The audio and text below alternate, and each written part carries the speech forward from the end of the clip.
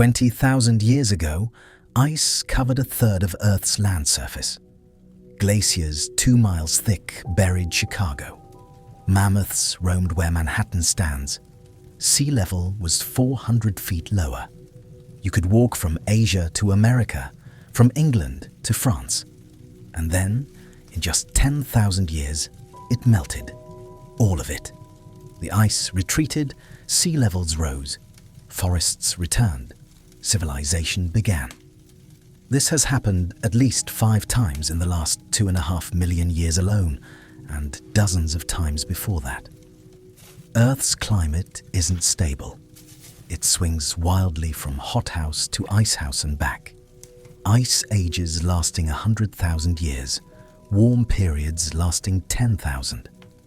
And we're in one of those warm periods right now. The question that haunted scientists for over a century: why? What makes a planet freeze? And what makes it thaw?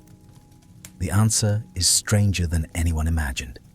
It involves orbital mechanics, cosmic dust, mountain building, ocean currents, carbon dioxide, algae, even the position of continents. Everything connects. And the ice ages? They're not random. They're scheduled, predictable, driven by forces so subtle, so interconnected, that it took geology, astronomy, chemistry, and physics working together to finally solve the mystery. Let's find out what nearly killed Earth multiple times and what stopped it from freezing permanently. If you're intrigued by Earth's climate mysteries and the forces that shape our world, please subscribe. This deep dive into planetary science takes time to research and create, and your support matters. Thank you. Let's go back 20,000 years to the last glacial maximum, the peak of the most recent ice age. If you could stand on Earth then, you wouldn't recognize it. North America is covered in ice from the Arctic Ocean down to New York, west to the Rocky Mountains, east to the Atlantic. The Laurentide ice sheet, 2 kilometers thick in places. That's over a mile of ice stacked above what is now downtown Toronto or Montreal. The weight is incomprehensible. It compresses the crust, pushes it down into the mantle. The land actually sinks under the ice, and when the ice melts, the land rebounds slowly. It's still rebounding today in Scandinavia and Canada, rising millimeters per year, still recovering from weight that melted 15,000 years ago. Europe is also covered. The Fennoscandian ice sheet blankets Scandinavia, Finland, northern Russia, extending south into Germany. Britain is connected to Europe with no English channel. It's dry land called Doggerland, a plain inhabited by people and animals with rivers flowing through it, connecting Britain to the continent. And then the ice melts. Sea level rises 120 meters, 400 feet, and Doggerland drowns. Britain becomes an island. The North Sea forms. This happens in just a few thousand years, geologically instantaneous. Antarctica is larger with more ice and sea ice extending farther. South America has glaciers reaching into what are now temperate zones. New Zealand, Tasmania, ice where there's none today. But the big ice sheets are in the north because that's where the land is. Ice needs land to grow on, to accumulate. Water can freeze in the ocean as sea ice, but it doesn't stack up or build. Ice sheets need continents, and the northern hemisphere has more land at high latitudes, so that's where the ice grows. The global temperature is about 5 to 6 degrees Celsius colder than today. That doesn't sound like much, but it's an average. Polar regions are 10 to 15 degrees colder. Tropics are 2 to 4 degrees colder. And that's enough to shift everything. Forests disappear, replaced by tundra, grasslands, steppe. The Mammoth Steppe stretches from Europe across Asia to North America, a continuous, cold, dry, windy grassland filled with megafauna. Woolly mammoths, woolly rhinoceros, giant ground sloths, cave bears, saber-toothed cats, dire wolves. These are the Ice Age animals, adapted to the cold with thick fur, large bodies storing fat, surviving winters that last most of the year. And humans. Homo sapiens are there in Europe, Asia, Africa. Not yet in the Americas in large numbers, but we're adapted, using fire, wearing animal skins, building shelters, hunting megafauna. And Neanderthals are still around in Europe. They've been living in Ice Age conditions for hundreds of thousands of years. They're cold adapted, stocky, muscular, with large noses for warming cold air. They're survivors, but they're declining from competition with Homo sapiens, climate stress, and inbreeding. By 30,000 years ago, they're gone, extinct. We remain, and will survive the ice and thrive when it melts. The oceans are different. Sea level is 120 to 130 meters lower. The continental shelves are exposed as dry land. Coastlines are far from where they are today. The Persian Gulf is a river valley. The South China Sea is partially land. Land bridges connect islands. Beringia, the land bridge between Asia and North America across what is now the Bering Strait, is dry land 1,000 kilometers wide. And it's how humans reach the Americas, walking, following game, crossing Beringia sometime around 15,000 years ago. Maybe earlier, the dates are debated, but the route is clear. The climate is not just cold, it's dry, much drier. Ice locks up water, removes it from the hydrological cycle. Less evaporation means less precipitation. Deserts expand. The Sahara is larger and more arid. Rainforests shrink. The Amazon is reduced and fragmented, replaced by savanna and grassland. And there's dust, lots of dust. With less vegetation and more exposed soil, wind picks up particles and creates dust storms. That dust travels across continents and oceans, settles and accumulates. We find it in the geological record as loess deposits, thick layers of wind-blown silt in China, Europe, the Great Plains of North America. Evidence of a dusty, windy, arid Ice Age world. And then it ends rapidly. Around 19,000 years ago, something shifts. The ice begins to melt, not everywhere at once, not uniformly, but it begins. By 15,000 years ago, the retreat is underway. Sea level is rising, forests are returning. The megafauna are struggling as their habitat disappears, warming and changing. Many of them go extinct. Mammoths, giant sloths, saber-toothed cats, cave bears. By 10,000 years ago, most of them are gone from a combination of climate change, hunting pressure from humans, and habitat loss. The end of the Ice Age is the end of the megafauna and the beginning of the Holocene, our current epoch, the interglacial warm period that's still ongoing for now. But here's the thing. This wasn't the first Ice Age, wasn't even the first recent Ice Age.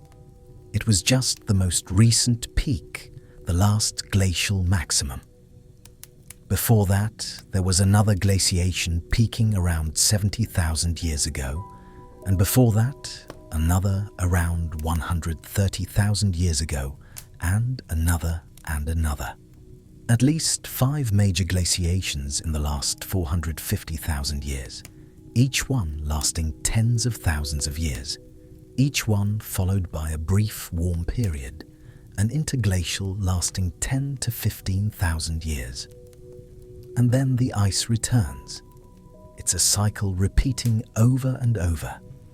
And we're in one of those warm periods right now, the Holocene, which began 11,700 years ago and statistically should be ending soon, returning to ice. But we'll get to that. The discovery of ice ages is a story in itself. For most of human history, we didn't know they happened. Ancient glaciations left evidence, but it wasn't recognized. Erratic boulders, huge rocks sitting in the middle of fields far from any bedrock source. How did they get there? In Europe, people thought they were carried by Noah's flood or by giants. In the 18th century, some naturalists proposed glaciers. Maybe glaciers had transported them, but glaciers are in the mountains, not in the lowlands. It didn't make sense until someone looked closer. In the early 19th century, geologists started noticing patterns. Scratches on bedrock called striations, long parallel grooves carved into solid rock, always pointing in the same direction, north to south in Europe and North America. What could carve rock like that? Water doesn't do it. Wind doesn't. But ice does. Glaciers do. When a glacier moves, it drags rocks along its base. Those rocks scrape the bedrock beneath, carving grooves and striations, all pointing in the direction the glacier moved. When you map these striations, you can reconstruct where the ice came from, where it flowed. And it's clear. Ice covered vast areas far beyond current glaciers. There were also moraines, ridges of debris, piles of rock and soil bulldozed by glaciers and left behind when the ice melted. Terminal moraines marking the farthest extent of the ice, lateral moraines along the sides. And there are U-shaped valleys. Glaciers carve valleys differently than rivers. Rivers carve V-shaped valleys, narrow at the bottom and widening upward. Glaciers carve U-shaped valleys, wide, flat-bottomed, steep-sided, because ice fills the entire valley, scours the sides, flattens the floor. These valleys are everywhere in mountains that no longer have glaciers, evidence of past ice. But the scientific community was skeptical. The idea that ice once covered continents seemed absurd, too extreme. There were other explanations. Floods, icebergs floating on floodwaters, dropping boulders and carving scratches. It was called the diluvial theory. Everything explained by biblical floods, and it was the accepted view until Louis Agassiz. Agassiz was a Swiss naturalist born in 1799. He studied fish and fossils, but lived in Switzerland, and Switzerland has glaciers. Agassiz noticed something. The alpine valleys showed the same features as the lowlands: striations, moraines, erratics. He realized the glaciers had once been much larger, extended far beyond their current positions. And if that was true in Switzerland, maybe it was true elsewhere. Maybe glaciers had once covered much of Europe and North America. He presented this idea in 1837 at a scientific conference. He called it the Ice Age, Eiszeit in German. And he was ridiculed. The idea was too radical, too extreme. But Agassiz didn't give up. He gathered more evidence, published papers, convinced colleagues. And slowly, over decades, the scientific community accepted it. Ice ages were real. Earth's climate had been dramatically different recently, and not just once, but multiple times. By the late 19th century, geologists recognized multiple glaciations, at least 4 major ice ages in the recent past, separated by warmer periods called interglacials. And they started asking the obvious question: why? What causes an ice age and what ends it? There were many theories, all wrong or partially wrong. Some thought the sun's output varied.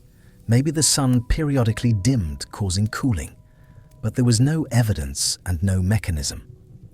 Others thought volcanic eruptions. Massive eruptions could inject ash into the atmosphere, block sunlight, cool the planet. And yes, large eruptions do cool climate temporarily for a few years, but not for tens of thousands of years. Not enough to cause an ice age. Another idea was ocean currents. Maybe currents shifted, changed heat distribution, cooled certain regions, allowed ice to grow. And yes, ocean currents matter. They're part of the story, but they're not the cause. They're an effect, a feedback. Then there was the idea of land uplift, mountain building. The Himalayas, the Rockies, the Alps all rose during the time ice ages were occurring. Maybe that mattered. Maybe high mountains changed atmospheric circulation, created conditions for ice. And yes, that's part of it too, but still not the primary cause. All of these factors contribute, but none of them explain the timing, the cyclical nature, the regularity of ice ages. For that, you needed to look up, to the sky, to Earth's orbit. In the early 1900s, a Serbian mathematician named Milankovitch had an idea. He knew Earth's orbit wasn't constant, but varied in predictable ways. The shape of the orbit, the tilt of the axis, the wobble all changed over thousands of years in cycles. And Milankovitch thought maybe these orbital variations affected how much sunlight reached different parts of Earth, and maybe that caused ice ages. So he set out to calculate it by hand. This was before computers. He spent years, decades, calculating the position of Earth relative to the Sun at different times in the past and in the future, calculating the amount of solar radiation, insolation, reaching different latitudes at different seasons. It was tedious and exhausting, but he did it, and what he found was remarkable. There are three main orbital variations. Milankovitch called them orbital elements. First, eccentricity, the shape of Earth's orbit. Earth's orbit around the Sun is not a perfect circle. It's an ellipse, slightly, and the degree of ellipticity varies on a cycle of about 100,000 years. Sometimes the orbit is nearly circular like now. Eccentricity is low at about 1.7%. Sometimes it's more elliptical. Eccentricity can reach 6%. Not a huge change, but it affects Earth's distance from the Sun at perihelion, closest approach, and aphelion, farthest distance. When eccentricity is high, the difference between perihelion and aphelion is larger, more variation in solar radiation received. When it's low, the difference is smaller, more uniform. Right now, eccentricity is low and decreasing. In about 25,000 years, it will be at minimum, nearly circular. Then it will start increasing again. This cycle has been happening for billions of years and continues, driven by gravitational interactions with other planets, mainly Jupiter and Saturn. Their gravity tugs on Earth, perturbs the orbit, creates the cycle. Second, obliquity, the tilt of Earth's axis. Earth's rotational axis is tilted relative to its orbital plane, currently 23.5 degrees. But that tilt varies from 22.1 degrees to 24.5 degrees on a cycle of about 41,000 years. Right now, we're in the middle, decreasing slowly toward 22. Why does this matter? Because the tilt determines the seasons. Higher tilt means stronger seasons. The poles get more direct sunlight in summer and less in winter. Summers are hotter, winters are colder. Lower tilt means weaker seasons. Poles get less extreme sun, summers are cooler, winters are milder. And here's the key. Ice sheets grow when summers are cool, not when winters are cold. If summer is cool, winter snow doesn't melt. It accumulates year after year, building up forming glaciers and ice sheets.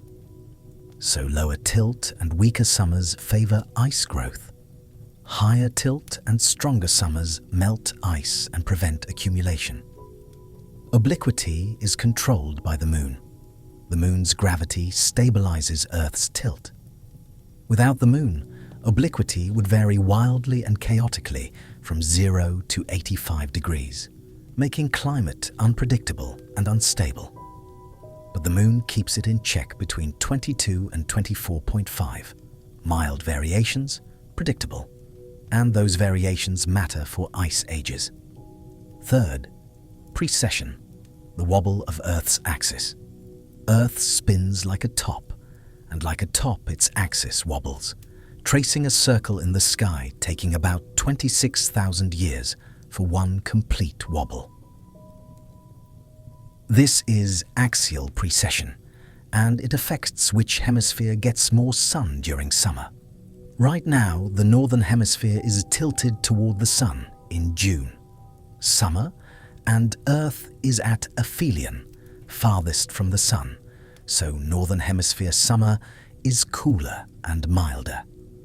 Southern hemisphere summer is in December when Earth is at perihelion, closest to the sun, so southern hemisphere summer is hotter. But 13,000 years ago, it was reversed. Northern hemisphere summer coincided with perihelion, hotter summers. Southern hemisphere summer with aphelion, cooler. And 13,000 years from now, it will reverse again. This cycle affects seasonal contrast and interacts with the eccentricity. When eccentricity is high, the perihelion-aphelion difference is large and precession has a big effect. When eccentricity is low, like now, the difference is small and precession has less effect.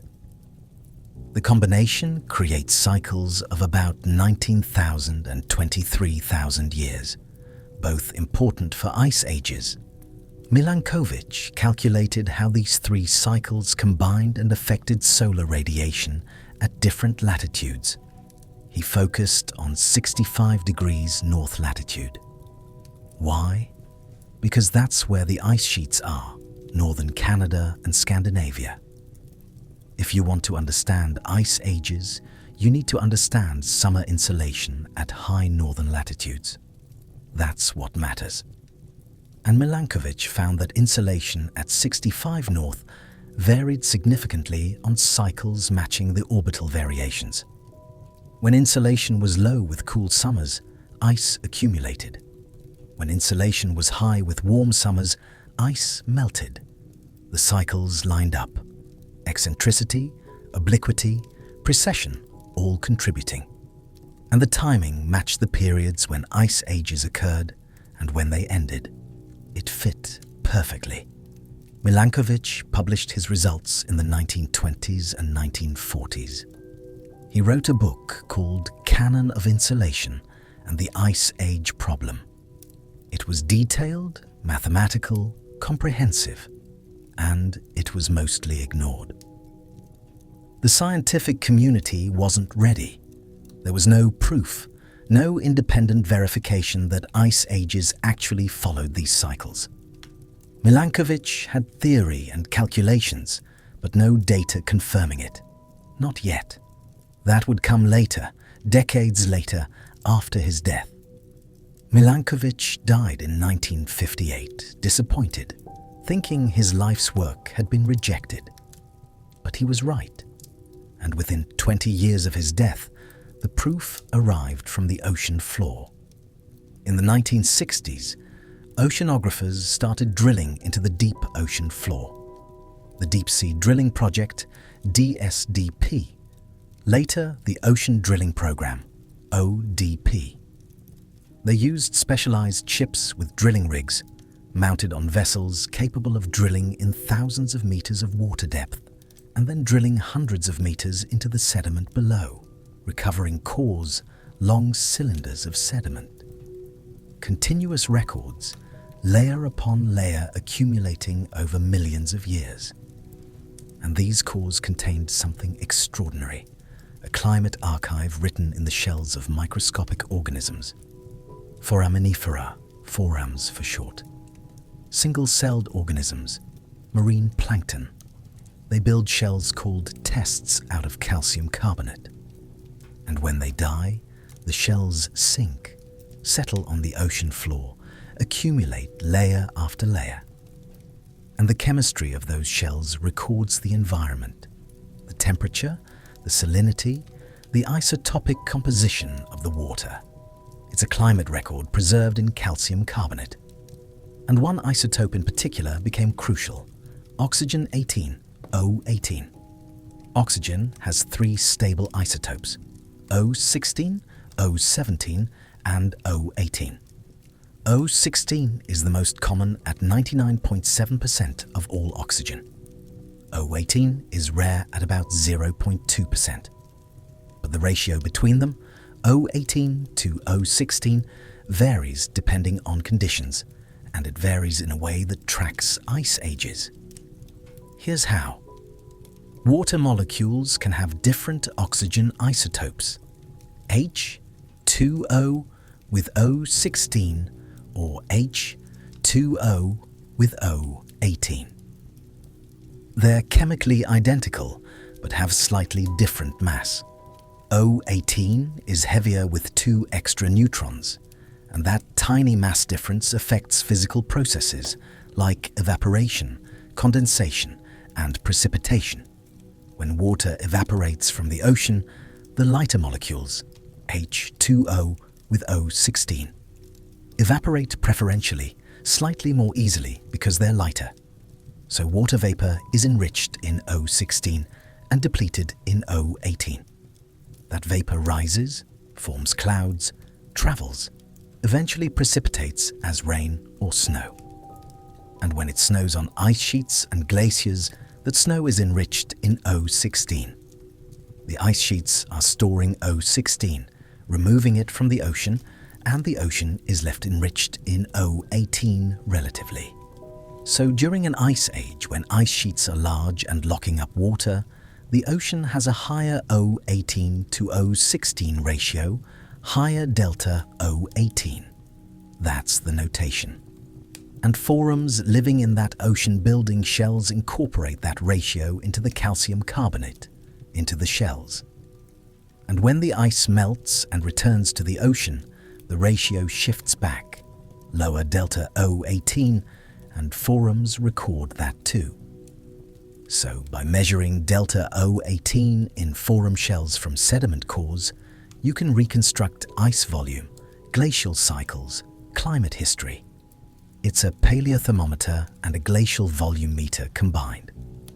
Cesare Emiliani, an Italian geologist working in the United States, pioneered this technique in the 1950s. He analyzed foram shells from deep-sea cores, measured delta O18, and he found cycles, variations, peaks, and valleys repeating. He identified stages and numbered them. Odd numbers for interglacials, warm periods, even numbers for glacials, cold periods. Stage 1, the current interglacial, the Holocene. Stage 2, the last glacial maximum 20,000 years ago. Stage 3, 4, 5, going back hundreds of thousands of years. Emiliani published his results and showed the cycles, but he couldn't prove what caused them. He suggested orbital variations, but there was no direct test, not yet. In the 1970s, technology improved. More cores, better dating, better isotope analysis. And 3 scientists, James Hayes, John Imbrie, and Nicholas Shackleton, decided to test Milankovitch's theory rigorously. They took deep-sea cores, long cores covering the last 600,000 years. They measured delta O18 at high resolution, every few centimeters, translating to every few thousand years. And they performed spectral analysis, a mathematical technique, Fourier analysis. It identifies periodicities, cycles, in time series data. If the data contains regular cycles, spectral analysis finds them and reports the periods, the frequencies. It's like listening to music and identifying the notes, the pitches. Each note is a frequency, a cycle. Spectral analysis does that for data. They ran the analysis on the Delta 018 records, and the results were stunning. Clear peaks at specific frequencies matching the Milankovitch cycles. 100,000 years, 41,000 years, 23,000 years, 19,000 years. Exactly the periods predicted by orbital mechanics. The eccentricity cycle, the obliquity cycle, the precession cycles, all there in the data. The match was undeniable, statistical, powerful. Orbital variations drive ice ages. Milankovitch was right. The paper was published in 1976 in the journal Science with the title Variations in the Earth's Orbit, Pacemaker of the Ice Ages. It's one of the most important papers in climate science ever. It vindicated Milankovitch posthumously. He'd been dead for 18 years, but his theory was proven correct. The story made headlines. Scientists were amazed at the precision, the match. Ice ages are not random. They're paced by orbital mechanics, predictable, calculable. You can compute when ice ages will occur thousands, millions of years into the future or the past. It's clockwork, astronomical clockwork driving Earth's climate on long timescales. It was a revolution in understanding, and it opened doors to deeper questions. Because while the orbital cycles explained the timing, the pacing, they didn't fully explain the magnitude, the response. Why does Earth's climate change so much in response to relatively small changes in solar radiation? The orbital variations change insolation by only a few percent at most, 5, maybe 10% at high latitudes. That's not huge, not enough to freeze continents by itself. There had to be amplification, feedbacks, mechanisms that took the small orbital signal and magnified it into ice ages. And that became the next mystery to solve. The obvious feedback is ice albedo. Albedo is reflectivity, how much sunlight a surface reflects. Dark surfaces like ocean and forest absorb sunlight. Low albedo around 0.1, 10% reflected, 90% absorbed. Bright surfaces like snow and ice reflect sunlight. High albedo around 0.8, 80% reflected, 20% absorbed. Ice is shiny and reflective. And when ice forms and covers land and ocean, it reflects more sunlight. Less energy is absorbed, the planet cools, which allows more ice to form, which reflects more sunlight, which cools further.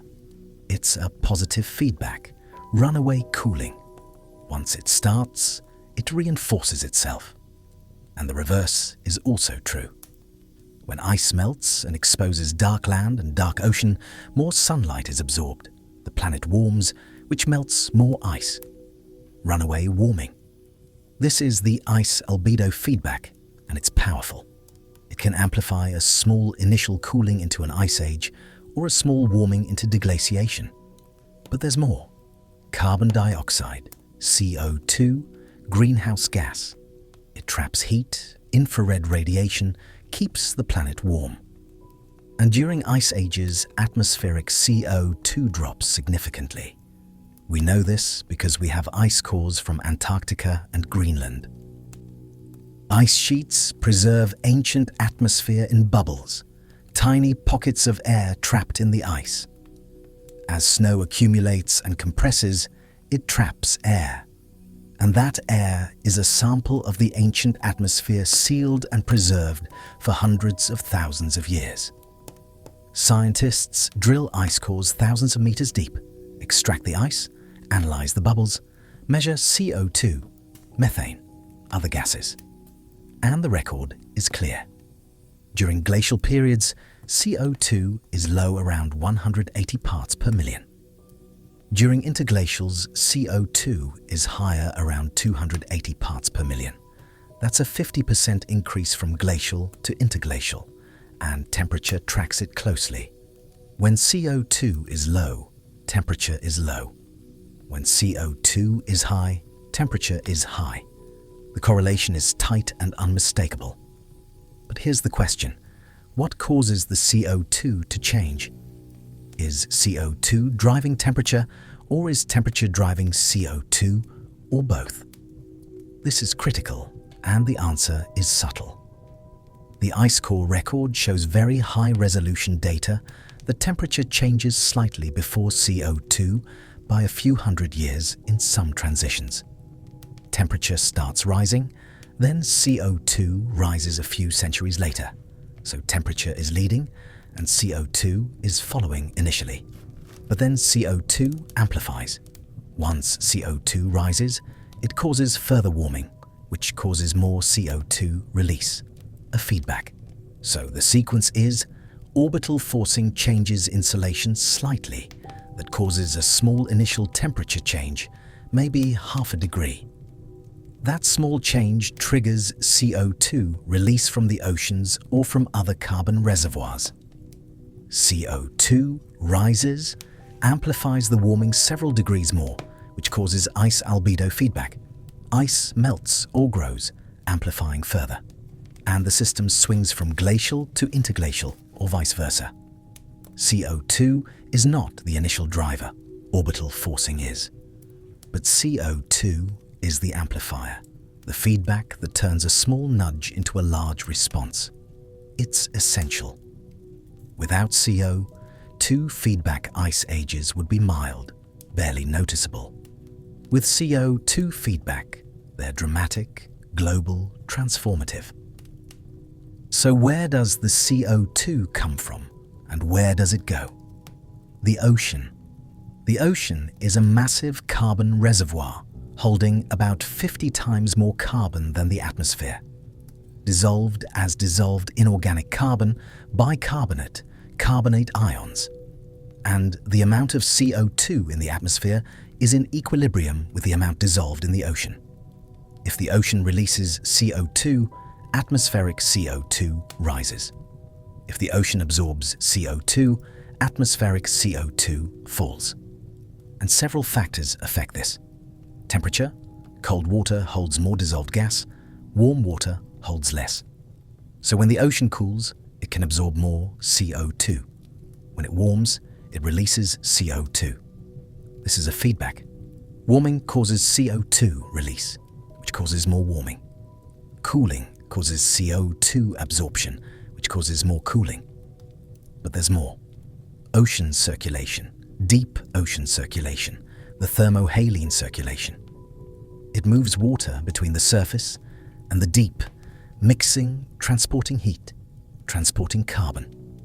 And during glacial periods, this circulation changes, weakens in some regions, strengthens in others. The details are complex, but the result is CO2 is sequestered in the deep ocean, isolated, not in contact with the atmosphere, so atmospheric CO2 drops. During interglacial circulation changes again. Deep water rises, brings CO2 to the surface, releases it, atmospheric CO2 rises. This is part of the mechanism. The ocean is breathing, inhaling CO2 during glacials, exhaling during interglacials. There's another factor, biological. The biological pump. Phytoplankton, microscopic algae in the surface ocean. They photosynthesize, take up CO2, build organic matter. When they die, they sink, carrying carbon to the deep ocean where it's stored and sequestered. The more productive the ocean, the more carbon is pumped down. And during glacial periods in some regions, productivity increases. Why? Iron. Iron is a limiting nutrient in the open ocean, especially the southern ocean around Antarctica. There's plenty of nitrogen and phosphorus, but very little iron. Phytoplankton need iron for enzymes, for growth. and during glacial periods the world is dustier. We talked about that. Dust storms, wind-blown dust. That dust contains iron, and it settles on the ocean, fertilizes the phytoplankton, increases productivity. More carbon is drawn down, atmospheric CO2 drops. This is the iron fertilization hypothesis, proposed in the 1980s by John Martin. He famously said, "Give me half a tanker of iron and I'll give you an ice age." Provocative, but it's real. Iron fertilization happens naturally during glacial periods, and it contributes to the CO2 drawdown. So the picture is, orbital forcing triggers initial climate change, small. Ice albedo feedback amplifies. CO2 feedback amplifies further. Ocean circulation, biological pump, dust, all interacting, creating a cascade. A small orbital nudge becomes an ice age. It's a finely tuned system, sensitive, responsive, and it's been operating for millions of years, cycling between glacial and interglacial predictably. But here's a puzzle. The 100,000-year cycle dominates. The ice ages of the last million years follow a roughly 100,000-year rhythm. Long glacials lasting 80 to 90,000 years, brief interglacials 10 to 15,000 years, then back to ice. And this matches the eccentricity cycle, the 100,000-year orbital variation. But here's the problem. Eccentricity has the smallest effect on insolation of the three orbital parameters. Obliquity and precession change insolation much more at high latitudes. Eccentricity barely matters for insolation. It only modulates precession slightly. So why does the 100,000-year cycle dominate? Why is the response so strong to the weakest forcing? This is the 100,000-year problem, and it puzzled scientists for decades. The answer is non-linear dynamics, feedbacks that don't scale linearly. Ice sheets don't grow and shrink in proportion to insolation changes. They have inertia, thresholds, tipping points. When ice starts to grow, it keeps growing, even if insolation changes because of feedbacks, ice albedo, elevation. As ice thickens, the surface gets higher and colder, more snow accumulates, ice grows faster. And ice sheets are heavy. They depress the land, pushing the crust down into the mantle. And when the ice melts, the land rebounds slowly over tens of thousands of years.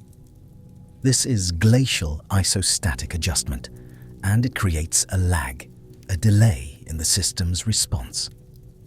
The ice sheet doesn't immediately respond to orbital forcing. It responds over many cycles, building up slowly. And then when the forcing is right, when summer insolation is high enough, it collapses rapidly. Deglaciation happens fast, 10,000 years, maybe less. Building ice takes 90,000 years, melting it takes 10. Asymmetric. And this asymmetry, this non-linearity, creates the 100,000-year cycle. It's a resonance between the ice sheet dynamics and the orbital forcing. The ice sheets are like a pendulum being pushed by multiple frequencies: obliquity, precession, eccentricity. And the pendulum has its own natural frequency, determined by ice physics and bedrock response. And that natural frequency happens to be close to 100,000 years. So the system resonates at that frequency, amplifying the eccentricity signal even though eccentricity itself is weak. This was figured out in the 1990s and 2000s through modeling, computer simulations of ice sheets, climate, feedbacks. And it works.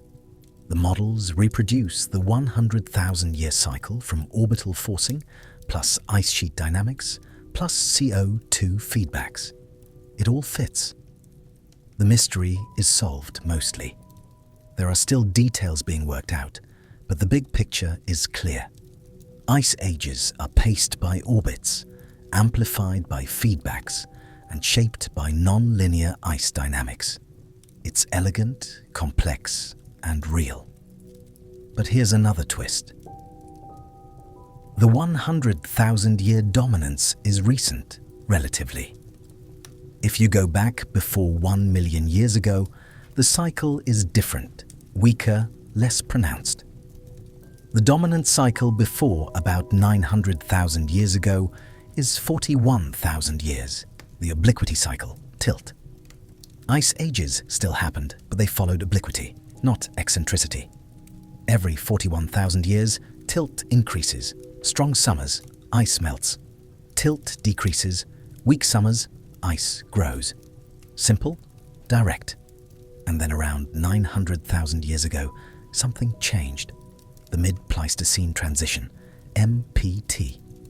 The climate system shifted from 41,000-year cycles to 100,000-year cycles. Stronger glaciations, longer, more intense. Why? We don't know exactly. There are hypotheses. Maybe atmospheric CO2 dropped below a threshold, making the system more sensitive, more responsive to eccentricity. Maybe the ice sheets changed, became larger, thicker, slower to respond, creating the lag, the resonance. Maybe the regolith, the loose soil and rock beneath the ice, was eroded away during previous glaciations.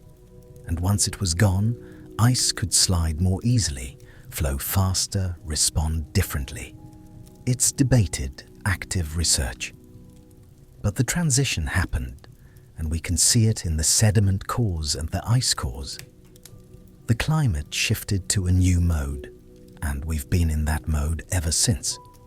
100,000-year cycles for the last 900,000 years, and counting. Now let's zoom out to deep time. The Pleistocene, the last 2.6 million years, that's the Ice Age epoch by definition. But ice ages happened before, long before.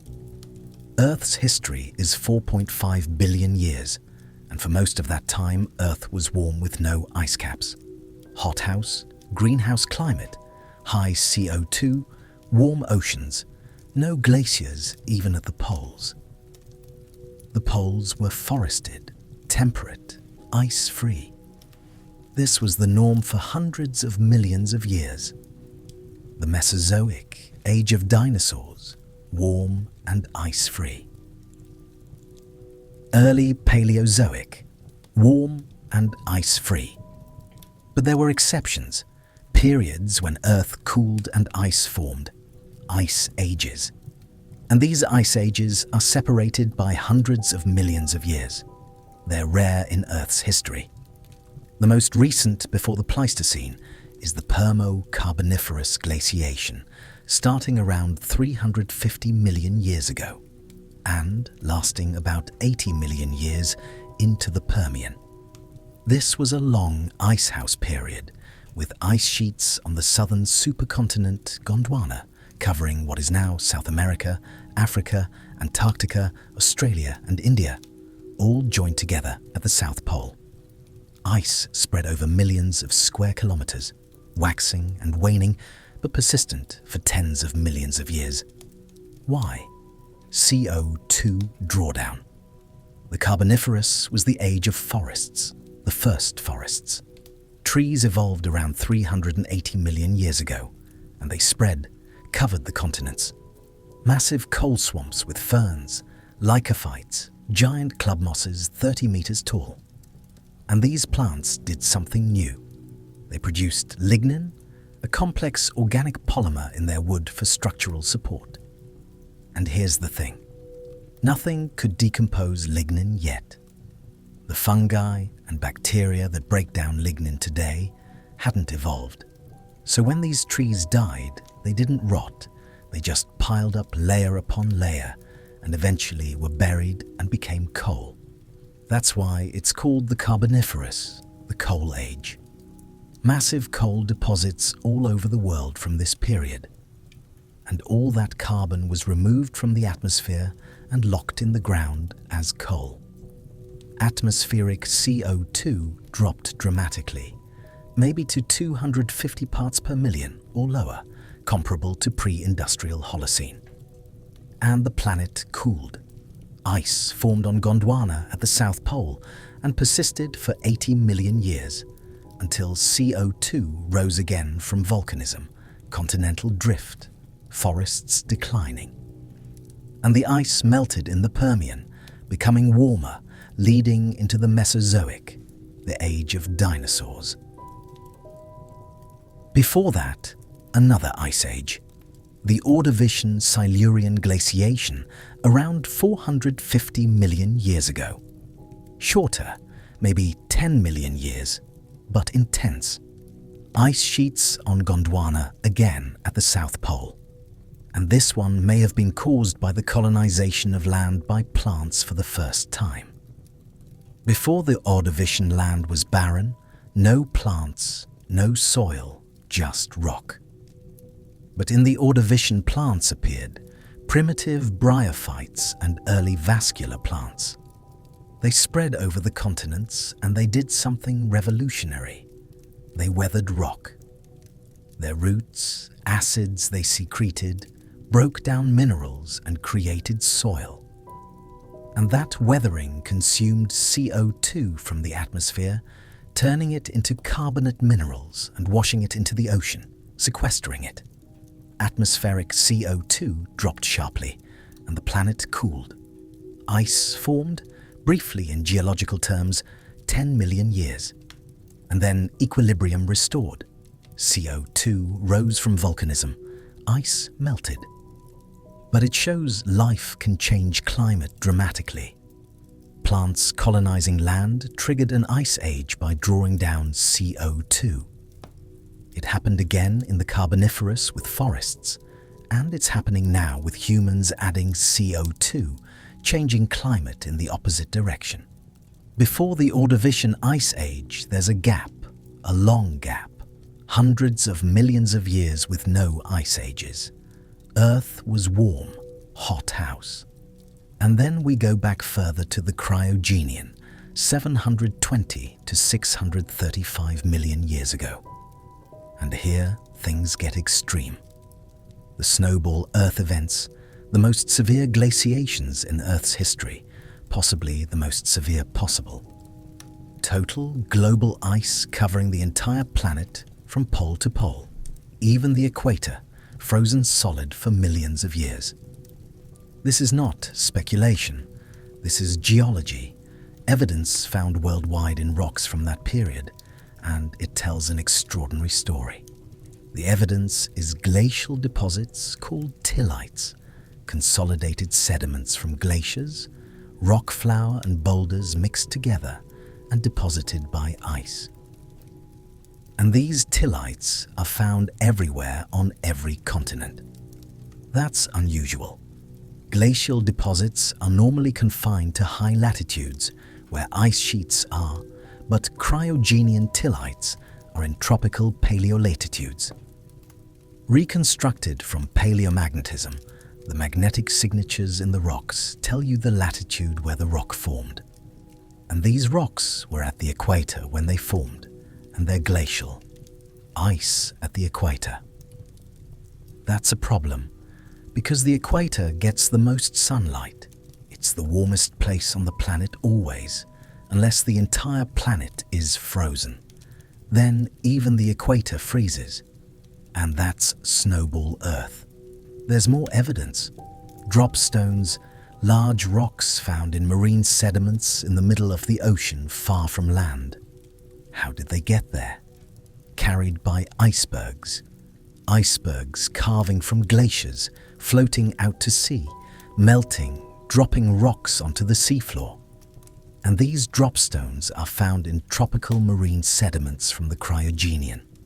Ice floating at the equator. And cap carbonates immediately after the glacial deposits. Thick layers of carbonate rock, limestone and dolomite deposited rapidly all over the world on top of the tillites. This is strange. Carbonates form when CO2-rich water reacts with rock and precipitates carbonate minerals. It requires high atmospheric CO2, very high. And it happens after the glaciation ends, rapidly, suggesting an extreme greenhouse following an extreme icehouse. Snowball, then super greenhouse. The evidence fits. So, what happened? How does Earth freeze completely, and how does it thaw? Let's start with the freeze. The setup in the cryogenian around 750 million years ago. Earth's continents were clustered near the equator. The supercontinent Rodinia was breaking apart, rifting, but the pieces were still mostly in the tropics. And this matters because tropical continents weather rapidly. High temperatures, high rainfall, chemical weathering breaks down silicate rocks and consumes CO2.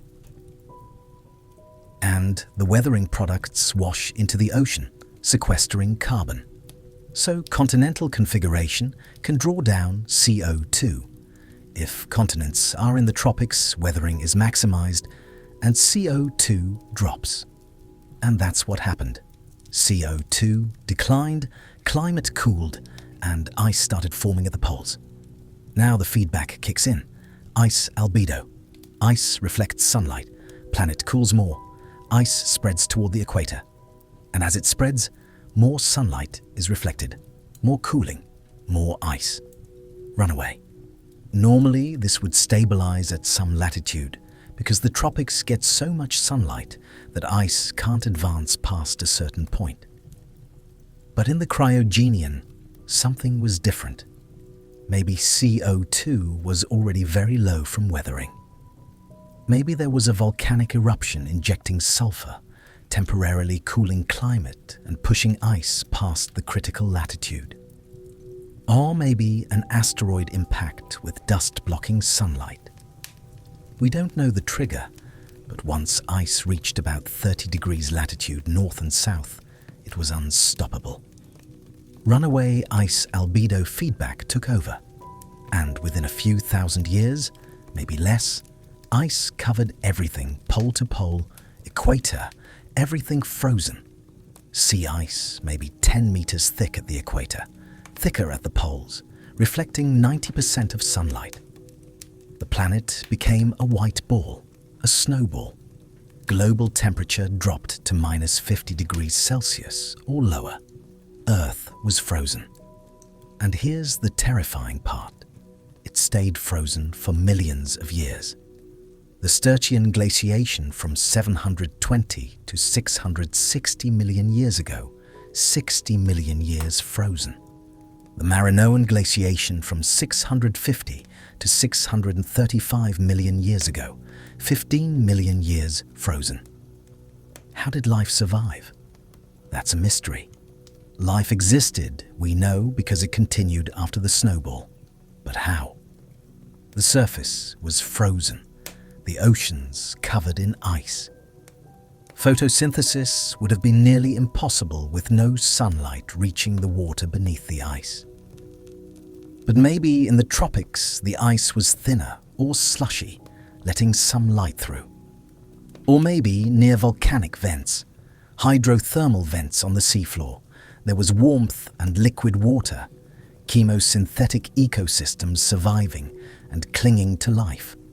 Or maybe in pockets, cracks in the ice, meltwater pools, life persisted barely. We don't have all the answers, but life survived. And when the ice melted, it diversified and exploded. The Ediacaran biota appeared shortly after, complex and multicellular, the ancestors of animals. Maybe the snowball created evolutionary pressure, selected for complexity, innovation, survival, life forged in ice. But how did the ice melt? If the planet is completely frozen, reflecting all sunlight, how do you thaw it? The answer is volcanism.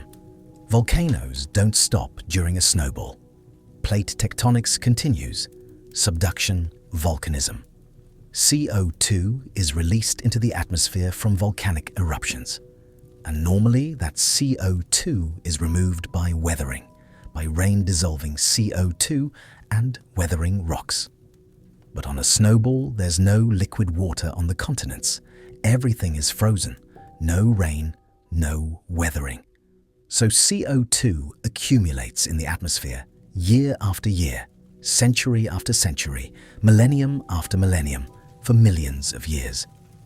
The volcanoes keep erupting, CO2 keeps rising. And eventually it reaches extraordinary levels.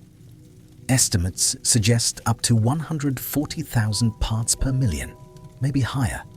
That's 350 times pre-industrial CO2, super greenhouse.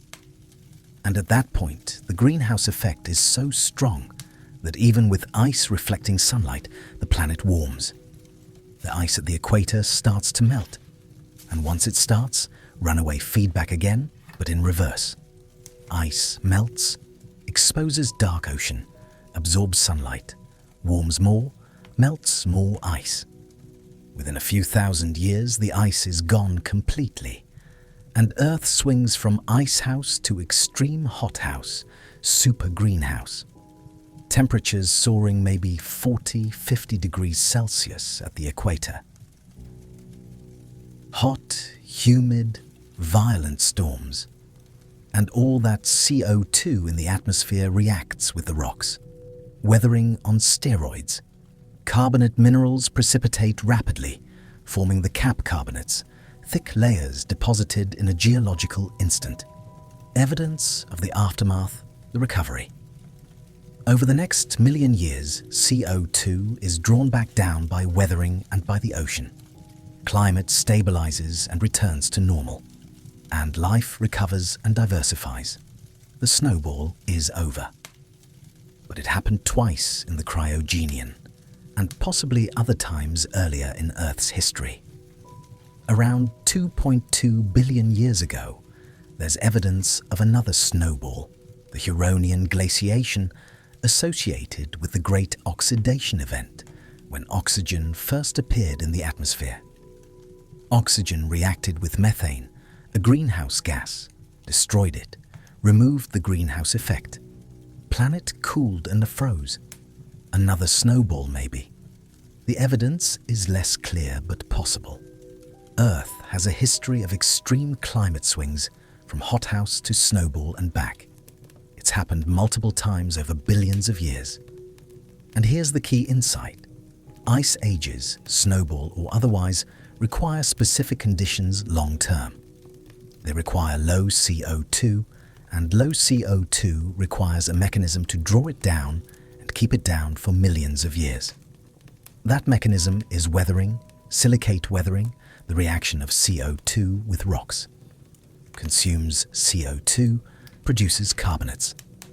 And the rate of weathering depends on temperature, rainfall, topography, and continental position. If continents are in the tropics, weathering is fast, and CO2 drops. If continents are at the poles, or if there's mountain building exposing fresh rock, weathering increases and CO2 drops. And if volcanic outgassing is low, not enough CO2 being added to balance weathering, then CO2 declines and stays low. And the planet cools, ice forms at the poles. And if the continents are positioned at the poles, ice sheets can nucleate, grow, persist. This is the setup for an ice age. Continental configuration, plus low CO2 plus orbital triggers for short-term cycles. That's the recipe, and it's rare in Earth's history. Most of the time, CO2 is high, hundreds or thousands of parts per million. Volcanic outgassing balanced with weathering at high CO2. Climate is warm, hothouse, no ice. But occasionally the balance shifts. CO2 drops, climate cools, ice forms, icehouse epochs. And we're in one right now. The current icehouse epoch began 34 million years ago at the Eocene-Oligocene boundary. Antarctica froze suddenly, geologically suddenly, within a few 100,000 years. Ice sheets formed on Antarctica and have persisted ever since. Why? Several factors. First, plate tectonics. Continents drifted into certain positions. Antarctica moved over the South Pole and became isolated from other continents. And ocean currents changed. The Antarctic circumpolar current developed, circling Antarctica and isolating it thermally, preventing warm water from reaching it. So Antarctica cooled independently and ice formed. Once the ice started, albedo feedback reinforced it. Ice stayed permanently. Second, ZO2 was declining through the Cenozoic gradually. Mountain building. The Himalayas started rising around 50 million years ago from the collision of India with Asia.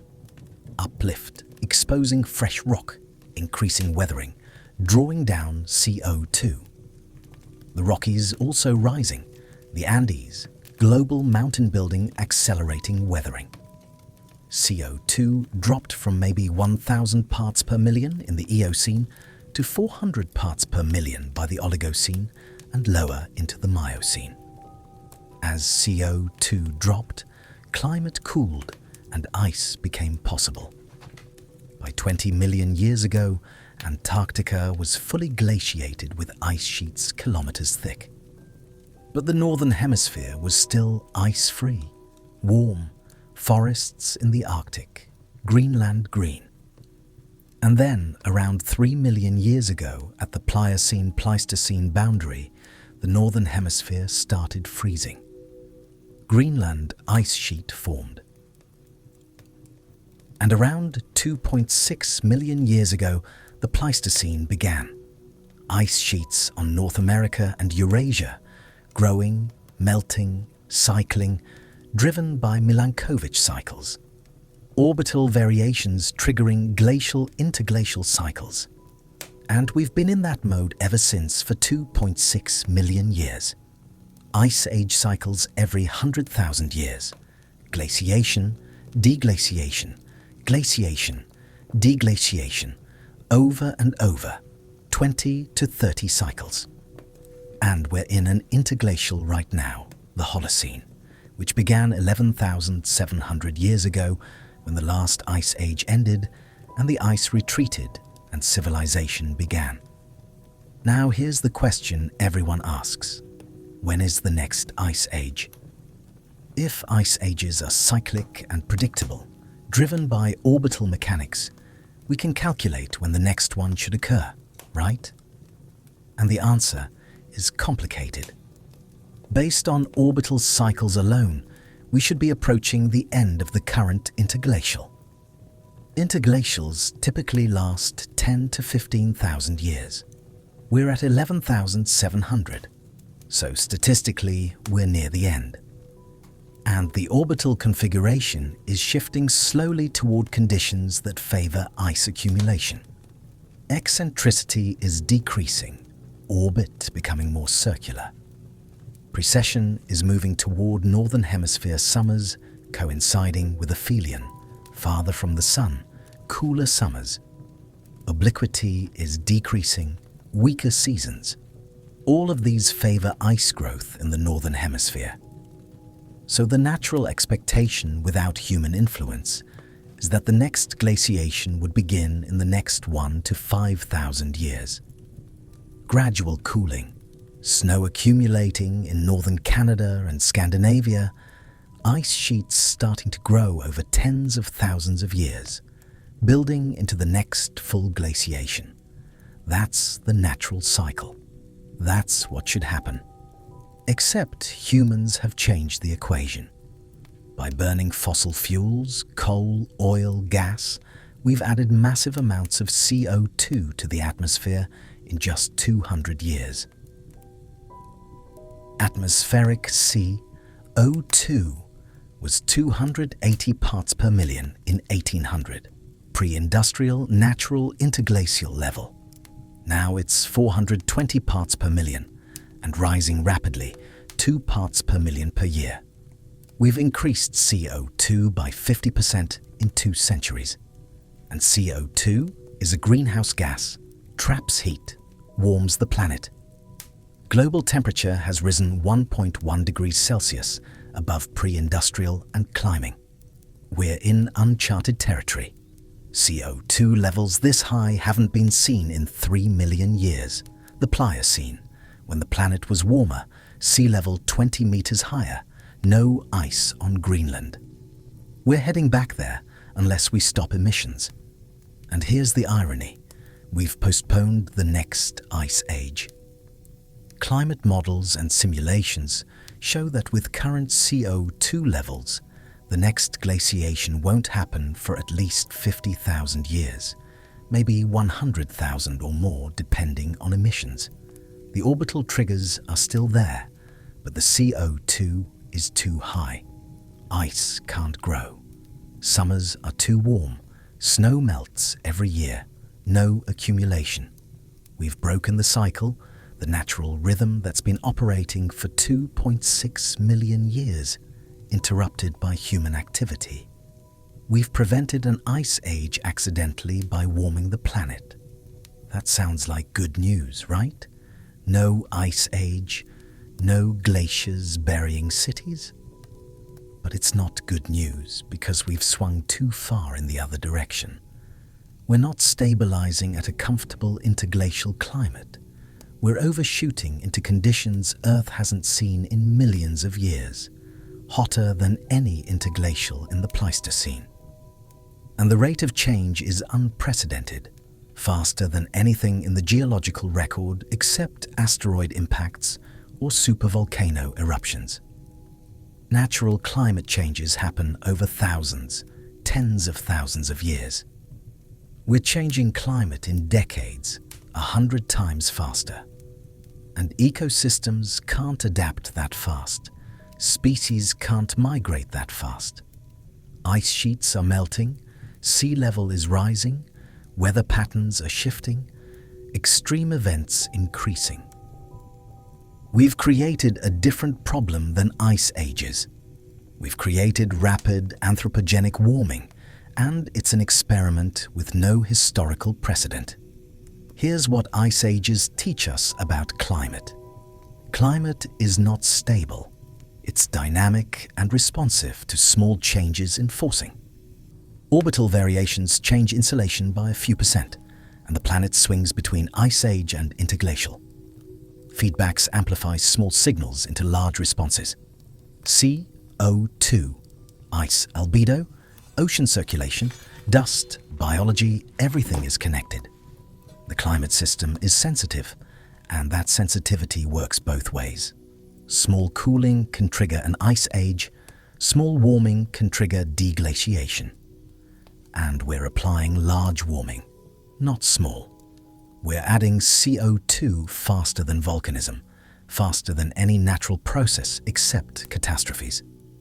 And the climate system is responding as it always does to forcing, by changing, warming, melting ice, raising sea level, shifting ecosystems. It's doing what physics requires. We've learned from ice ages that climate can change dramatically and rapidly once tipping points are crossed. Ice sheets can collapse in centuries. Sea level can rise meters per century.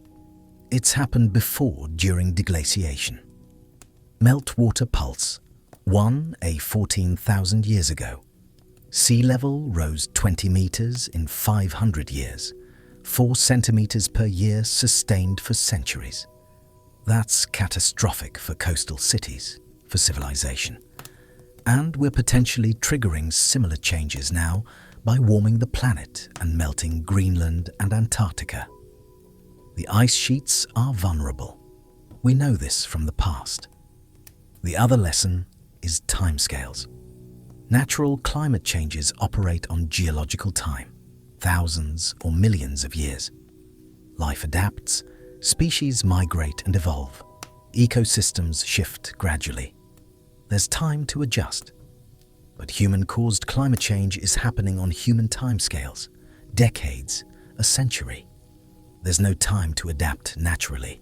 Species face extinction, ecosystems collapse. We have to adapt technologically and socially, quickly, or face consequences.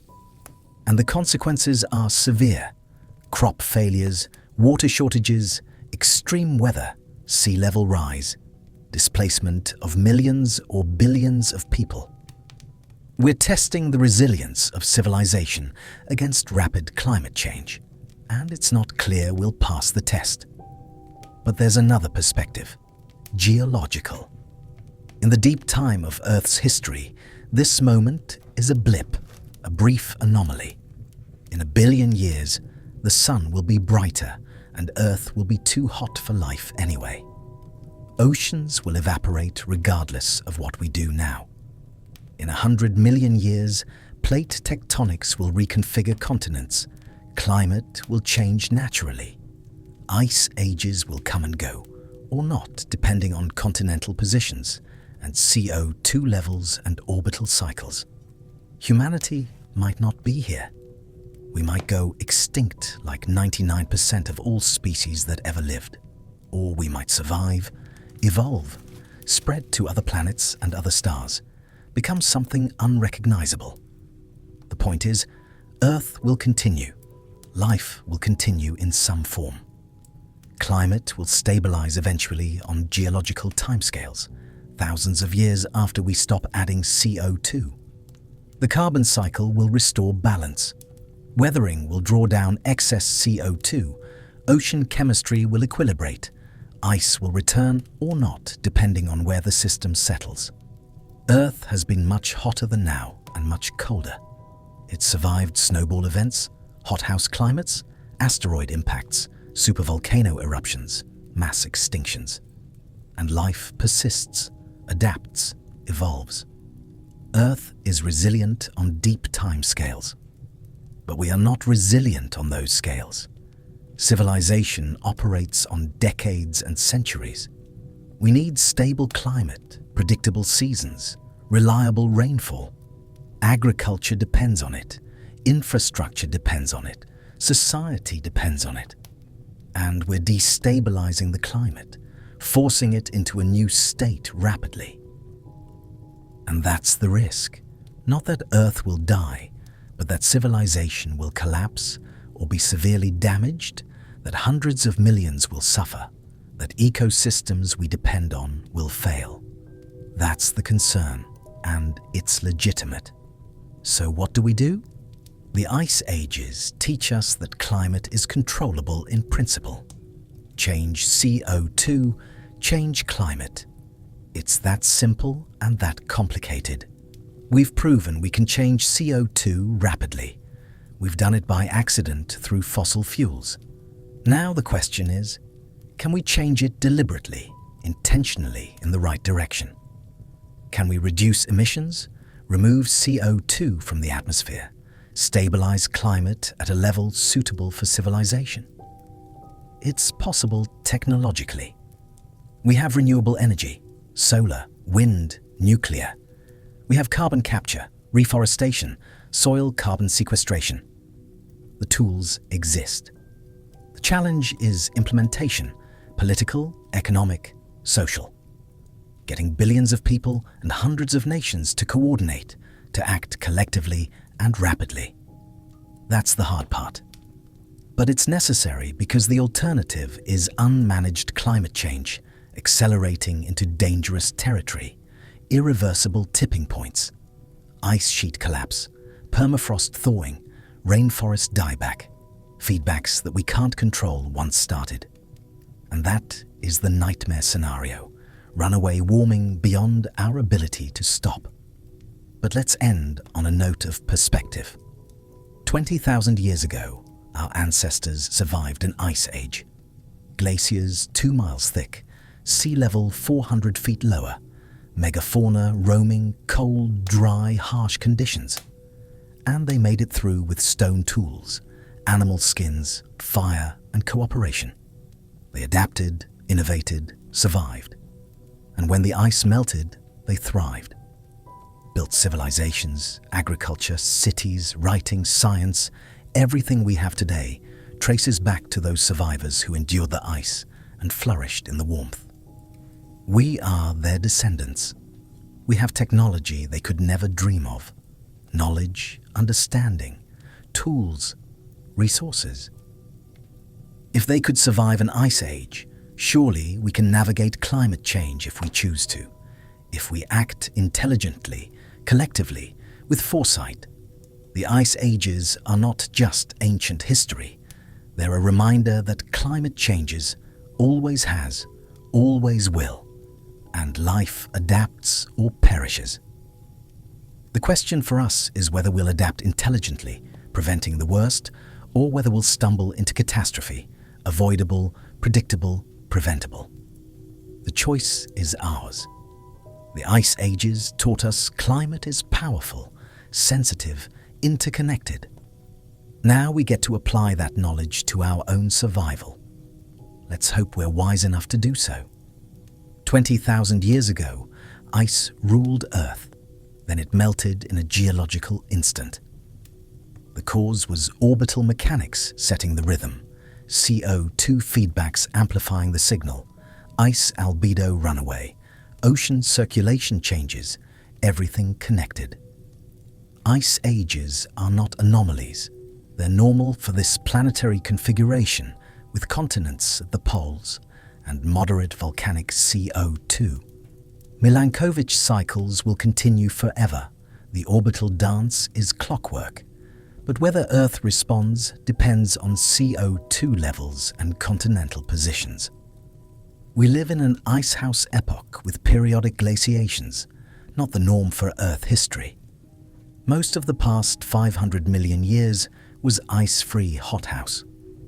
The current warm period, the Holocene, was a temporary interlude between ice ages, was before human CO2 emissions. We've accidentally prevented the next ice age through greenhouse gases, but replaced one threat with another, rapid warming into uncharted territory. Ice ages taught us climate is unstable, responsive to small changes, capable of dramatic swings. A lesson we're now demonstrating by forcing climate in the opposite direction at 100 times natural rate. Nature will find new equilibrium eventually, but the timescale is geological, thousands of years, while human civilization operates on decades. Ice ages are scheduled, predictable, survivable for species that adapt slowly. But rapid human-caused warming is unscheduled, unprecedented in speed, and testing whether civilization can adapt fast enough. The mystery is solved. The ice ages. We know what caused them. We know what will cause the next one, or would have if we hadn't intervened. Now the question is different. Can we control what we've unleashed and find a way to live on a planet we've changed forever?